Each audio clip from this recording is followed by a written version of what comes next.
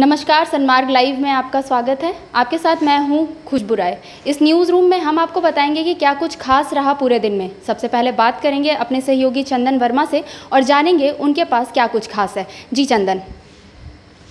देखिए खुशबू, आज तो खैर सबसे बड़ी खबर यही रही कि झारखंड विधानसभा का जो नया भवन तैयार हुआ है, एक तरह से कहिए कि एक सौगात के रूप में है झारखंड के लिए और झारखंड वासियों के लिए, क्योंकि झारखंड राज्य अलग गठन होने के 19 साल के बाद यह सौगात जो है झारखंड को मिला है। झारखंड का अपना विधानसभा भवन बनकर तैयार हो गया, जिसमें आज एक विशेष सत्र बुलाई गई और उस विशेष सत्र में एक तरह से कहिए कि नेता प्रतिपक्ष और उनके जो विधायक हैं, यानी जेएमएम के विधायक छोड़ बाकी सभी दलों के विधायक जो हैं उस सत्र में मौजूद रहें। हालांकि अब जितने भी विकास की गाथाएं हैं, इसी नए भवन से झारखंड के लिए विकास की गाथाएं रची जाएगी। वहीं पर जामताड़ा विधायक जो है वो इरफान अंसारी ने सरकार पर आरोप लगाते हुए कहा कि यह जो है आनन फानन में किया गया है और कहीं ना कहीं नेता प्रतिपक्ष हेमंत सोरेन को दरकिनार किया गया है, क्योंकि शिलापट में जो है उनका कहीं भी नाम नहीं दिया गया। साथ ही उन्होंने आरोप लगाया कि सरकार के द्वारा जो रैयतों की ज़मीनें उसमें गई हैं उनको छला गया है, क्योंकि जो विधानसभा है वो बहुत ही आलीशान तरीके से बनाया गया है। एक तरह से कहिए कि विधायक लोग अपने आप में महसूस करते हैं कि वो महल में बैठे हुए हैं, लेकिन उन्होंने रैयतों के लिए सवाल खड़ा किया है कि आज जिनकी ज़मीन पे हम एक महल का अनुभव ले रहे हैं, महल की खुशियाँ ले रहे हैं, वहीं जो रैयत जो है अभी भी झोपड़ियों में रहने को मजबूर हैं। हालांकि इन सब के बीच बहुत कड़ी प्रतिक्रिया देते हुए उन्होंने नगर विकास मंत्री सीपी सिंह को चोर तक ठहरा दिया। यह चोर, उन्होंने तबरेज आलम के विषय में कहा, उनकी जो मॉब लिंचिंग में मौत हुई थी तो उनका जो मेडिकल रिपोर्ट है उसमें बदलाव किया गया है। पुलिस की तरफ से कहीं ना कहीं जो लापरवाही बरती गई थी उसको लेकर इरफान अंसारी ने एक बड़ा बयान दिया है। नगर विकास मंत्री सीपी सिंह को चोर बताया है। इसके साथ ही अन्य दल के जो विधायक थे उन्होंने भी भवन का काफ़ी तारीफ़ किया। सभी लोग कहे कि ये झारखंड को एक सौगात के रूप में है और इस चीज़ को राज्यपाल ने भी दोहराया कि 19 साल के बाद एक तरह से कहिए कि झारखंड को सौगात मिला है ये झारखंड विधानसभा का नया भवन के रूप में, और यह रघुवर सरकार के लिए बहुत बड़ी उपलब्धि की बात है। कुल मिलाकर ये जो बातें हैं आज की प्रमुख खबरें यही हो गई। तो जैसा कि आपको हमारे सहयोगी चंदन ने बताया कि विधानसभा, जो नया विधानसभा है जो झारखंड में जिसका कल शिलान्यास हुआ, प्रधानमंत्री ने किया, उसमें आज पहली बैठक हुई। उस बैठक में क्या कुछ खास रहा ये बताया। आगे बढ़ते हैं और बात करते हैं अपने सहयोगी कौशल कुमार से और जानते हैं उनके पास क्या कुछ खास रहा। जी कौशल। देखिए खुशबू, लगातार केंद्र सरकार या राज्य सरकार कई सारी योजनाएं चला रही है, लेकिन दूसरी तरफ राज्य के कर्मचारी वर्ग काफ़ी नाखुश है सरकार से। चाहे वो खासकर हो आंगनवाड़ी सेविकाएं हो, पारा शिक्षक हों। आंगनवाड़ी सेविकाएं लगभग 29 दिनों से हड़ताल पर हैं, अपने काम से बाधित हैं, काम नहीं कर रहे हैं और आज से अनिश्चितकालीन भूख हड़ताल पर वह चले गए हैं।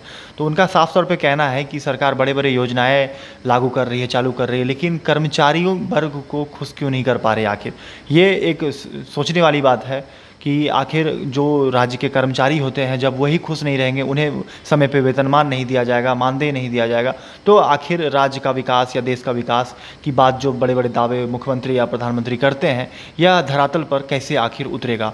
और दूसरी खबर यह है कि आजसू पार्टी के पेयजल एवं स्वच्छता मंत्री रामचंद्र सहीस ने कहा है कि झारखंड में भी आरक्षण को लेकर जो 14% आरक्षण है उसको लेकर बढ़ाई जानी चाहिए और कम से कम 17% उसे बढ़ाकर की जानी चाहिए। जी खुशबू। तो आरक्षण को लेकर रामचंद्र सहीस ने क्या कुछ कहा आपको ये हमारे सहयोगी ने बताया। वहीं दूसरी तरफ आंगनवाड़ी सेविकाओं की बात करें तो जी हाँ, ये पूरी एक महीना हो चुका है जिसको और अपनी मांगों को लेकर आंगनवाड़ी सेविका एक महीने से विरोध कर रही थी। इस चीज़ को अपनी मांगों को लेकर के विरोध कर रही थी और प्रधानमंत्री से मिलना चाह रही थी, लेकिन उन्हें मिलने नहीं दिया गया। आगे बढ़ेंगे और बात करेंगे अपनी सहयोगी कीर्ति तिवारी से और जानेंगे उनके पास क्या कुछ खास रहा। जी कीर्ति। हाँ जी खुशबू, आज तो ऐसे कई महत्वपूर्ण खबरें रही, लेकिन अगर मैं सबसे महत्वपूर्ण खबर की बात करूं तो आज भाजपा का जो 65+ का जो अभियान है उसके तहत जन आशीर्वाद रथ को जो है वो हरी झंडी दी गई है। और ये दिया है ओम माथुर, जो कि भाजपा के चुनाव प्रभारी हैं। उन्होंने हरी झंडी दिखाकर इस रथ यात्रा की, जन आशीर्वाद रथ यात्रा की शुरुआत की है। और सबसे बड़ी बात यह है कि 15 सितंबर को जो है 15 सितंबर को मुख्यमंत्री जो है वो जामताड़ा जाएंगे और इस रथ यात्रा को जो है वो एक नया रूप देंगे। साथ ही साथ 18 सितंबर को गृह मंत्री अमित शाह जो हैं वो जामताड़ा आएंगे और वो भी लोगों में हम कह सकते हैं कि एक नया जोश भरेंगे।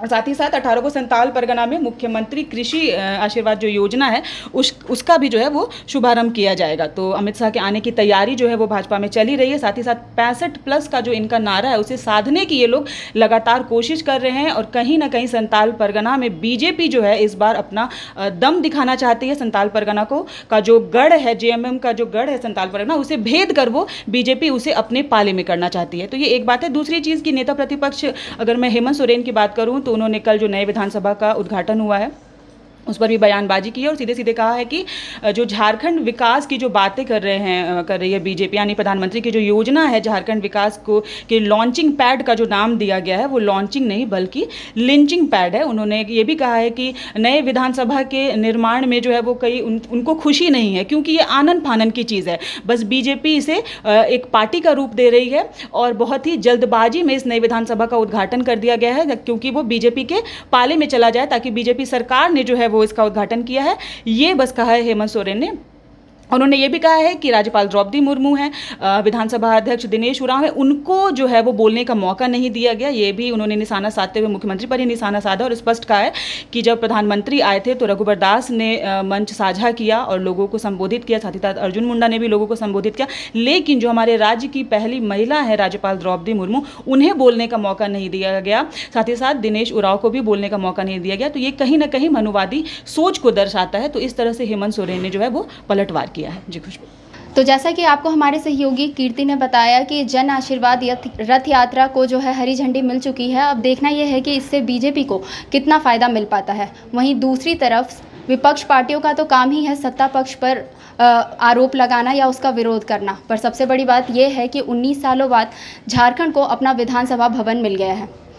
तो ये थे दिन भर की तमाम बड़ी खबरें, और दिन भर की तमाम बड़ी खबरों से अपडेट रहने के लिए सनमार्ग लाइव को सब्सक्राइब करना ना भूलें। नमस्कार।